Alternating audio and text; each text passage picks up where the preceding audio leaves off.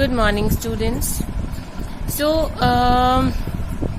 as per your request, some students have requested to repeat the topic. So, I wanted to repeat the topic of refraction starting. क्योंकि अगर आपका base ही clear नहीं होगा तो आपका ये चैप्टर क्लियर नहीं हो पाएगा अच्छे से. Fine. So just for recap या उसको अच्छे से आपको देखने के लिए कराने के लिए I am taking this on the sheet and I want to make you understand some facts like the laws of refraction and the refractive index, and then bending of light in the why you see the pencil, why you see the bending of pencil in the water.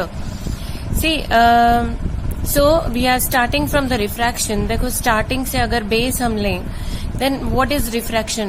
See, refraction is bending of light when it passes from one transparent medium to another transparent medium.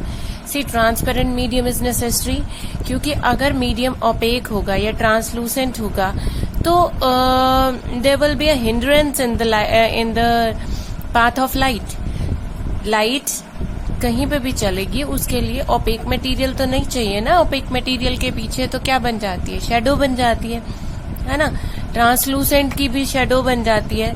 Light को अगर हमें travel कराना है, we need transparent medium, चाहे वो liquid हो, चाहे वो गैस हो, चाहे वो सॉलिड हो. फाइन. तो अगर मीडियम चेंज हो रहा है, एयर से मींस गैस से लिक्विड में आ रहा है या लिक्विड से सॉलिड में जा रहा है, या दो अलग अलग तरह की गैसेस में जा रहा है, या दो अलग अलग तरह की लिक्विड्स में जा रहा है जिसकी डेंसिटी कम है, जिसकी डेंसिटी ज्यादा है.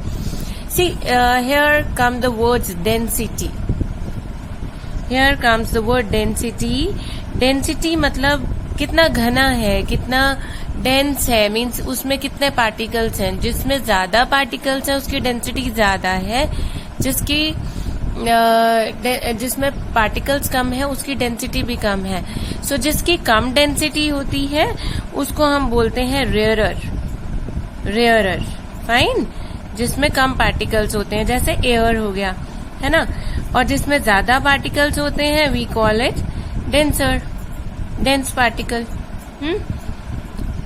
Dense medium. So dense air के हिसाब से डेंस क्या होगा? वाटर होगा, कोई सॉलिड होगा, कोई भी और लिक्विड या सॉलिड कुछ भी आप ले लीजिए. So density refers to the number of particles in that medium. Fine. और जितना ज्यादा डेंसिटी होती है उतना ज्यादा हिंड्रेंस उसके पाथ में होता है, या हम कह सकते हैं उतनी ज्यादा रेजिस्टेंस होती है, या हम कह सकते हैं कि उतना ज्यादा फ्रिक्शन होता है. ठीक है. सो रिफ्रैक्शन देखो, रिफ्रैक्शन में a ray of light is coming from air से रे ऑफ लाइट आई. ठीक है. अब अगर हम इस पॉइंट पे एक नॉर्मल ड्रॉ करें, आप नॉर्मल बहुत बार सुन रहे हो. What is normal? नॉर्मल बेटा पॉइंट ऑफ इंसिडेंस, जिस पॉइंट पे इसने यहाँ ये एयर से जो लाइट आ रही है, रे ऑफ लाइट आ रही है, वो जिस पॉइंट पे टकराई, that is point of incidence. It is ray of incidence. So this is point of incidence. Point of incidence पे अगर हम imaginary perpendicular line draw करते हैं तो we call it as normal. ठीक है. Imaginary perpendicular line किस point पे? At the point of incidence. ठीक है. So अब ध्यान से देखो, यहाँ एयर है, एयर में कहीं ऐसे पार्टिकल्स आपको मिल जाएंगे. ठीक है. सो ये इस रे ऑफ लाइट के लिए कुछ खास पार्टिकल्स नहीं है. ये वैक्यूम और एयर में तभी कुछ ज्यादा फर्क नहीं होता है इसकी प्रोपेगेशन में, इसकी स्पीड में. सो इसके हिसाब से अब लिक्विड है, ये लिक्विड में तो पार्टिकल्स बहुत सारे हो गए ना. So when it enters the liquid at this point, its speed start decreasing, and as its speed start decreasing ये धीरे होते ये ऐसे आ जाती है. This is ray of refraction, ray of refraction, ठीक है, this is ray of refraction. So हमने क्या देखा कि जो रे ऑफ इंसिडेंस नॉर्मल के साथ जो एंगल बना रही है आई, और रे ऑफ रिफ्रैक्शन जो नॉर्मल के साथ एंगल बना रही है आर, सो इन दोनों में डिफरेंस है ना। Angle, this shows that angle i is greater than angle r. Angle r छोटा हो गया है। सो एंगल आर छोटा होने का हम क्या देखेंगे, हम क्या बताएंगे, that while entering in water from air the ray of light bends towards the normal. Normal के पास हो गई, नॉर्मल से अवे नहीं हुई। वाई ये बेंडिंग क्यों हुई? Because of the change of speed of the light. Light की स्पीड चेंज हो गई। कहाँ से? एयर से वाटर में। क्यों चेंज हो गई? क्योंकि यहाँ पार्टिकल्स कम थे, यहाँ पार्टिकल्स ज्यादा है, यहाँ रेजिस्टेंस ज्यादा है, यहाँ फ्रिक्शन ज्यादा है। पार्टिकल से टकराती जाएगी ना ये रे ऑफ लाइट, जैसे जैसे टकराती जाएगी इसकी एनर्जी कम होती जाएगी एंड इट विल ये बेंड होती चली जाएगी, ठीक है। अब इसी तरीके से अगर मान लो यहाँ पे कोई ऑब्जेक्ट है, यहाँ से रे ऑफ लाइट जा रही है, ये रे ऑफ लाइट है, ठीक है। अब ये और रे of light and this is ray of incidence, ray of incidence, ठीक है। आप इंसिडेंट रे भी बोल सकते हो। नाउ इस पॉइंट पे अगर हम वही इमेजिनरी लाइन अपनी बनाएं परपेंडिकुलरली, जिसको हम नॉर्मल बोलते हैं, अब दिस इज एंगल ऑफ आई। अभी ये इतने सारे पार्टिकल्स में से टकराती बाहर एकदम खुले में चली गई, जहां पे पार्टिकल्स बहुत कम है, ठीक है। जैसे ही ये खुले में जाएगी, इसकी स्पीड, यहाँ पे स्पीड इसकी कम है, यहाँ पे एकदम इसकी स्पीड बढ़ जाएगी and it will move like this. It will move away, खुल के एकदम चलेगी, स्पीड बढ़ जाएगी, then it will move away from the normal. So here we say when it is going from denser to rarer, denser जिसमें particles ज्यादा है, rarer जिसमें particles कम है. So when it is moving from denser to rarer, then what will happen? That the ray of refraction is moving away from the normal. I hope that it is clear now. And here angle I is less than angle R. Angle I जो incidence रे normal के साथ angle बना रही है, angle R जो refracted रे normal के साथ जो एंगल बना रही है। Fine. So this was the law of refraction, जो आप दो कह सकते हो, किस अकॉर्डिंग आपकी बेंडिंग होती है, रे ऑफ लाइट की बेंडिंग होती है, and then this is the cause and reason of refraction जो अभी हमने किया है। Next we are going to take the applications of this. See, wait. Now see, we are going to have the diagram in which we will see that why the pencil appears to be bent. Why pencil appears to bend in the water. ठीक है, अब ये देखो, this is the water. Fine. So, and this is air. That means this is rarer medium and this is denser medium. Now see carefully that the ray of light going on from the pencil. देखो हम क्यों ले रहे हैं pencil से, because कोई भी चीज हमें क्यों दिखती है, बिकॉज उससे लाइट रिफ्लेक्ट होके हमारी आईज में आती है।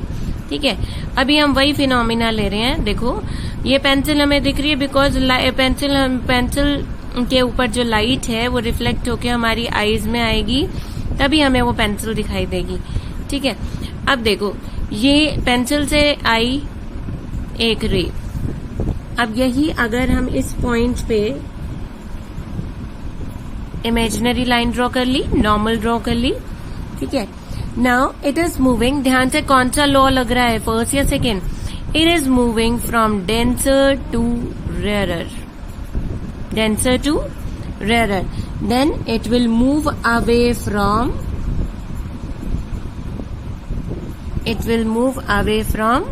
normal. That means जो एंगल I होगा, angle I is less than angle R. This is the second law. अभी एक ही रे से तो बात नहीं बनेगी ना, इसके हर पार्ट से रे ऑफ लाइट जा रही है। तो इसी तरीके से we are just taking 2 rays of light, या अगर नहीं बने तो आप एक भी बना सकते हो, इट्स ओके, ठीक है। ये देखो अब ये रे ऑफ लाइट एक और गई और उसकी हमने ये नॉर्मल बना ली, then it will move again away from the normal. ये आपकी इंसिडेंस रे है, then it will move away from the normal, ठीक है जी। This is reflected ray. अब ये रे ऑफ लाइट, इसको अगर हम पीछे बनाएं और ये रे ऑफ लाइट अगर हम पीछे बनाएं तो देखो ये यहां पर इंटरसेक्ट कर रही है, यहां पे इंटरसेक्ट कर रही है। जहां पे इंटरसेक्ट करेगी वहां पे आपको इस ऑब्जेक्ट की, दिस इज ऑब्जेक्ट, इस ऑब्जेक्ट की इमेज दिखाई देगी। सो आपकी जो पेंसिल होगी वो यहीं से बेंड होके इस पॉइंट पर इस तरीके से आपको दिखाई देगी। Is it clear? I am repeating, यहां से रे ऑफ लाइट गई, रेयरर मीडियम में जाते ही it moves away from the normal. इसी तरीके से एक रे ऑफ लाइट और ली, वो भी it will move away from the normal. फिर जब हम इनको पीछे, बट ये देखो eye is here, we are over here, ठीक है, हम यहां से इसको देख रहे हैं, तो ये जो रे ऑफ लाइट है हमें तो यहां से बेंडिंग ऑफ लाइट नहीं दिखाई देगी ना। अंदर क्या फिनोमिना है, रे ऑफ लाइट हमें दिखाई नहीं देती है, हमें रे ऑफ लाइट बिल्कुल सीधी दिखाई देगी। और जब सीधी दिखाई देगी तो the point of intersection of these raise is this point. तो इस पॉइंट पे हमें आपका ये टिप दिखाई देगा, इसका पेंसिल का टिप दिखाई देगा। So we will see the pencil bending in the water. I hope that it is understandable. Now इसी तरीके से आप यहाँ पे फिश भी बना सकते हो। एक फिश आपको दिखाई देगी, फिश आपको ऊपर क्यों दिखाई देती है पॉन्ड में, इसीलिए उससे रे ऑफ लाइट गई अवे हो गई, उससे रे ऑफ लाइट गई अवे हो गई। फिर उनको जब आप पीछे एक्सटेंड करोगे तो जो वर्चुअल इमेज बनेगी इट विल बी हियर, ऊपर की तरफ। इसी तरीके से कॉइन ले सकते हो। कॉइन आपको एकदम दिखने क्यों लगता है, वो भी इसी वजह से। कॉइन हमें नहीं दिख रहा है एक वेसल में, लेकिन हम पानी डालेंगे ना वो दिखने लग जाएगा। तो वो क्यों? क्योंकि उसकी इमेज ऊपर बनने लगती है बिकॉज ऑफ रिफ्रैक्शन। फाइन। और यही इसी तरीके से अगर आप बताएंगे कि हमें पॉन्ड जो है वो शैलोअर क्यों दिखता है, कम डीप दिखता है, वो भी यही कि उसके जो डेप्थ से जो रे आ रही है वो यहाँ पे आके it will move away from the normal, उसी डेप्थ से आके again it will move away from the normal, then normal से अवे होते ही फिर जब उनकी इंटरसेक्शन पीछे देखी जाएगी तो वो ऊपर दिखाई देगी। That's why the pond seem to be shallower. तो सारी चीजें आपकी यहाँ पे कवर हो रही हैं, ठीक है। So next topic we are going to take that is the refractive index there in your book. See, आपके बुक में एक टेबल दे रखा है। This is the approximate speed of light in lakhs of, that means kilometer per second. Vacuum में 3 into 10⁵ kilometre पर second. अगर metre से लेंगे तो 10⁸। एयर में 3 के लगभग बराबर है, अप्रोक्सीमेट, थोड़ा सा कम हो जाता है। वाटर में 2.25, देन ऑर्डिनरी ग्लास में 2, देन डायमंड में 1.25। ये स्पीड ऑफ लाइट है कि इनके अंदर लाइट कितनी स्पीड से ट्रेवल करेगी, ठीक है।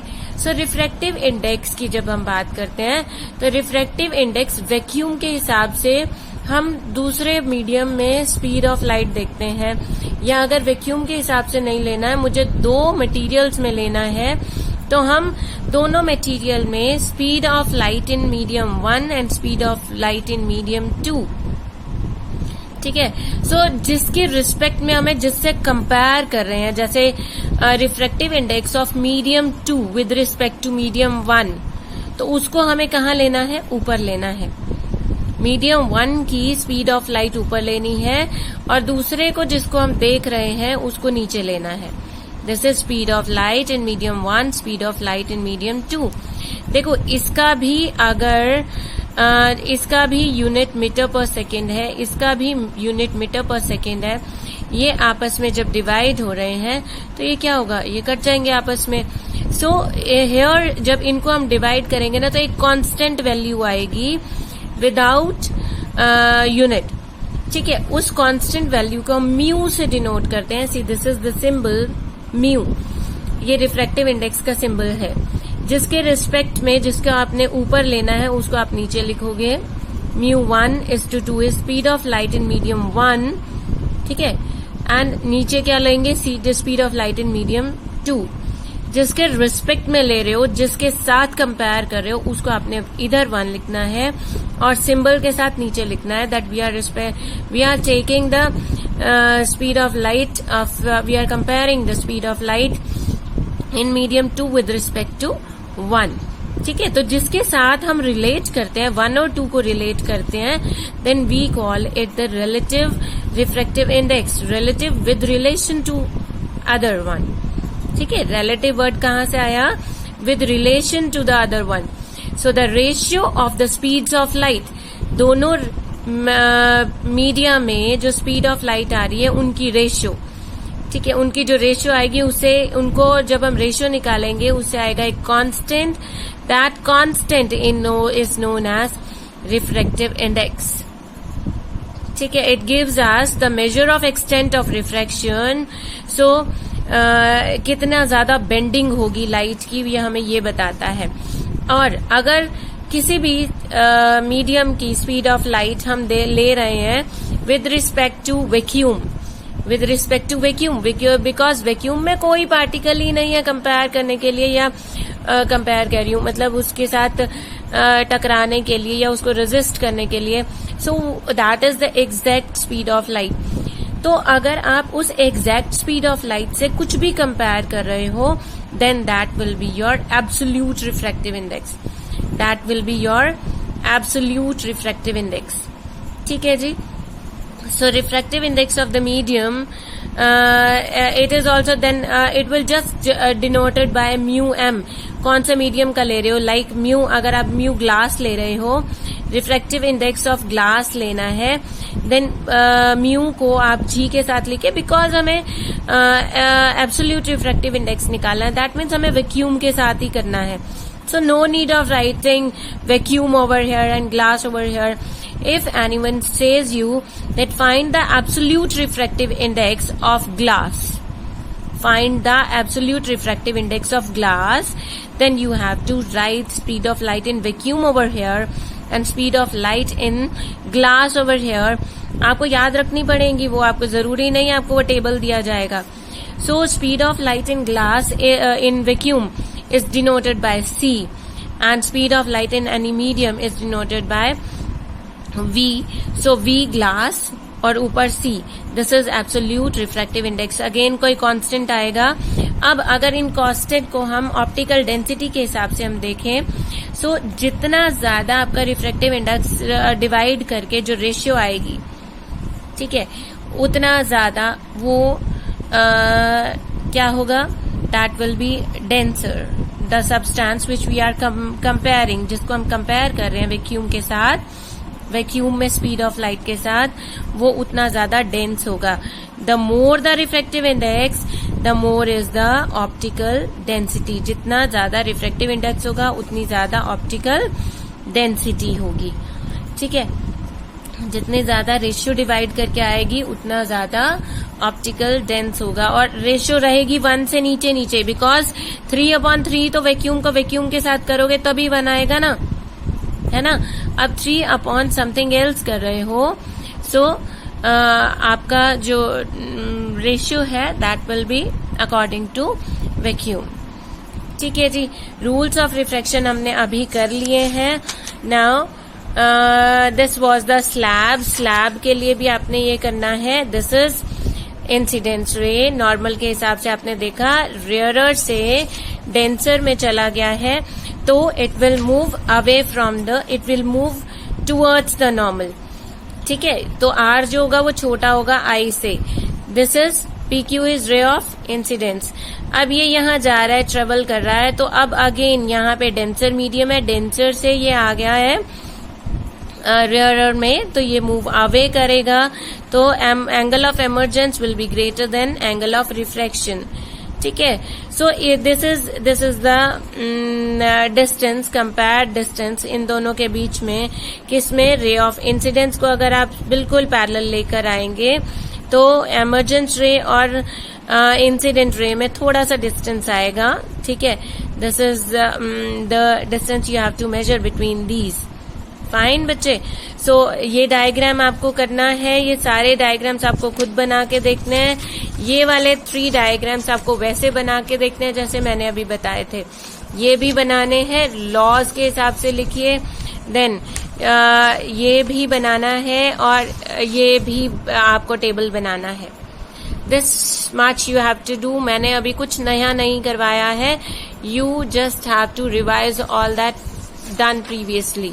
ठीक है, कल से हम दोबारा से नया शुरू करेंगे। मैंने ये बताया सिर्फ इसीलिए that so that the base of this lesson should be very clear to you.